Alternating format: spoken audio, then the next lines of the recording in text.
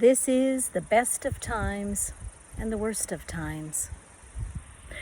When my sweet dad died last fall, it lit a flame under me to finally get that poetry collection I'd been working on for a few years into print. That wasn't something my dad would have been waiting for, but I know if I could have put a book in his gentle hands, he would have been really proud. My dad had dementia, but he never forgot the love and pride he had in all of us. I can see his lips lifting in a smile as he tenderly held my book in his hands. I would read him some of the poems and he would nod along.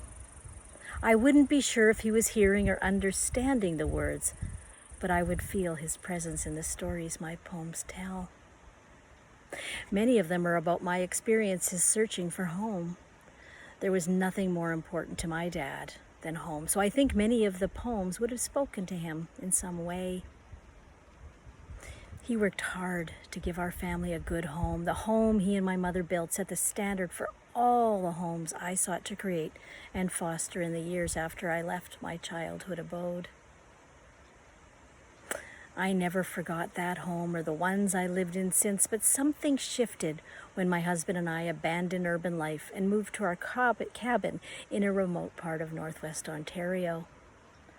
The nearest community was very tight-knit, and the isolation of that and the pandemic created a pining for home and belonging I didn't expect. This found its way into my poems, and it became the central theme of my poetry collection, Somewhere My Home.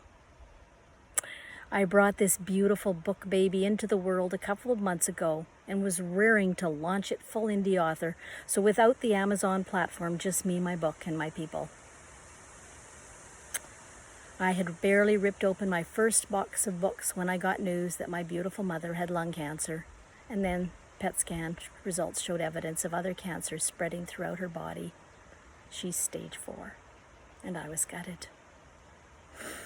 I knew things would have to shift, but still in the glow of this milestone, I figured I could manage both my launch and my mother's illness with some careful balancing and setting of boundaries. But I understood the power of grief for the father I recently lost, and now for the journey with my mother. I shared this in the Story Republic, an online writing group that has become like family to me. I knew it was a safe place to land, which became even more evident when I received this note from my friend Gary. He wrote, "Remember, your exhaustion is not weakness. What you're carrying is genuinely heavy.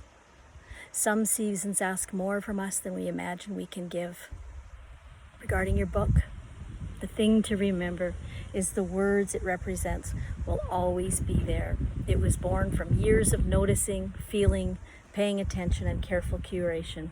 It's not going anywhere." It's true. My book isn't going anywhere, and for the time being, neither am I.